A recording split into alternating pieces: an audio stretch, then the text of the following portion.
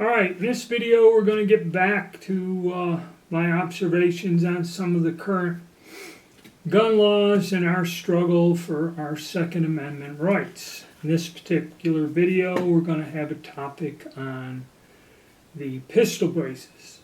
Now, I did several videos on them. I did a video showing you that, I don't know how many pages it was, how to calculate the points for your brace and whether it's legal or not, or whether it's a short barrel rifle and all this other insane crap.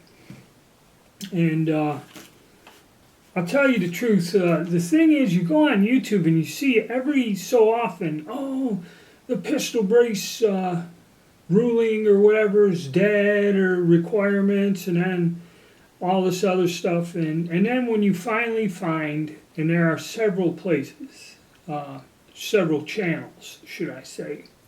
One is Washington Gun Law, and that's Washington State.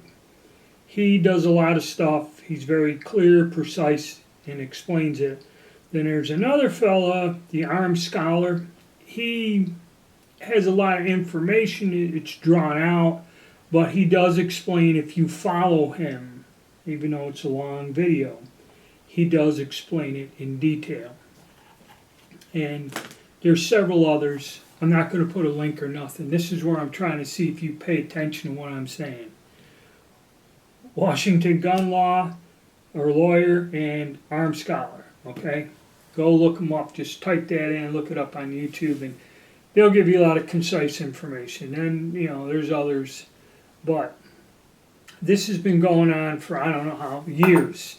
First these things were okay and legal, then they're not legal. Now they're all short barrel rifles. You got to register them for $200 if you happen to live in a state where you can own a Class 3 weapon, which is short barrel rifle, machine gun, or silencer, or whatever.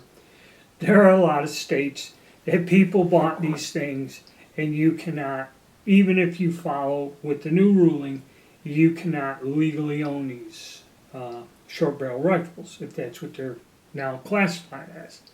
So this has created a bunch of confusion, mayhem, and that. And the reason I'm making this video, some local people asked me about that, because some fellows do have pistols with braces on there, and some of the guys at the American Legion and that were asking me, hey, have you kept up with this?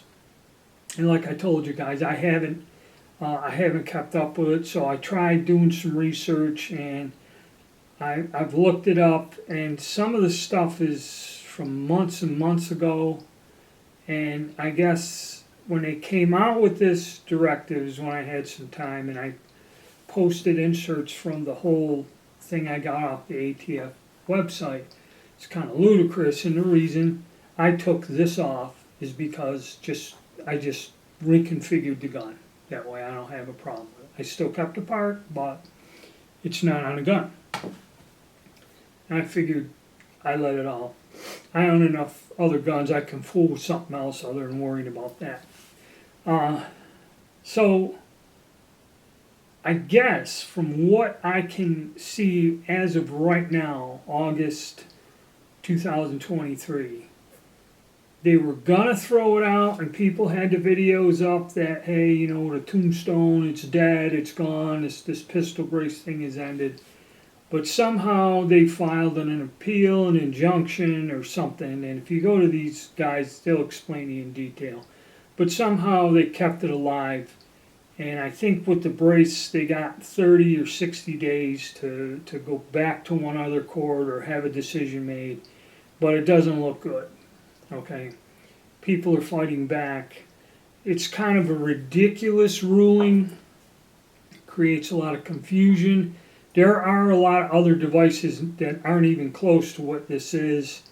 There's so many different types of things over the years that have been mounted on the back end of pistols, as used as a brace or whatever, that it's almost impossible to, you can clarify. I think something like this is, if you have this on a retractable thing, that's considered a short barrel rifle. Okay, there are some that are not. Okay, I had one that was just a plastic, straight plastic wedge.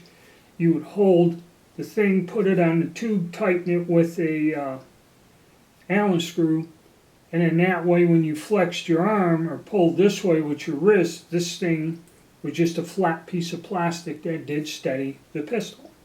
Okay, you couldn't hold it to your shoulder, it wasn't designed for that.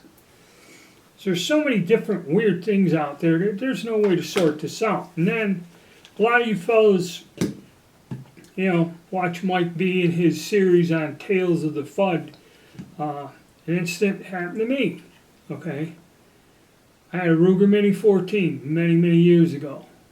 I was showing it to some guys at the range, and I went out and I fired a rapid fire string out of there. Boom. And one guy goes, well, that's a machine gun. I said, no, it's not. Where's the automatic sear? Where's the switch? Oh, you fired it, and I seen that's a machine gun. And people, if you rapid fire, and I've heard several instances where some old FUD would say, he's got a machine gun, starts yelling, he's got a machine gun, he's got a machine gun. And in some cases I've heard to a point where the law was involved, stopped the guy, took the gun, and then, it's not an automatic weapon. He just fired it real fast. Okay? But an incident like that. So now I'm wondering, you go to the range and you pull out a pistol with a brace on it, is somebody going to say, hey, do you have a short barrel rifle? Now in my state, you can own them. Okay, it takes months and you file the paperwork. They're not restricted. Okay, and I know people that have short barrel rifles. They have weapons with silencers or suppressors on them and that. And you do see them at the range on occasion. So where I live, kind of something like that ain't gonna happen. But you may get somebody to say, hey, where's your paperwork? Is that a registered weapon? Blah, blah, blah. So you could run into that. Now, if you live in a state where you can't own a Class 3 and somebody sees you with a pistol brace, this may trigger another edition of Mike B's stories. Okay? So bear that in mind. But that's where it stands. I guess they're doing a lot of legal maneuvering, and we just have to wait and see. This administration is not allowing this stuff to go down easy. It's a lot of tricky shit. They're splitting hairs, and certain criteria has to be met, and they explain it. And I personally, don't have faith in the honesty of the way things are run in this country. Okay, number one. If they could get away with it, they will. Whether they do or not, that's here to see. Okay, so that's my thoughts on this. I'm going to go on to a couple other things and try to make them as short as possible. So, hey, hit the like button, subscribe, help out my channel, and stay tuned.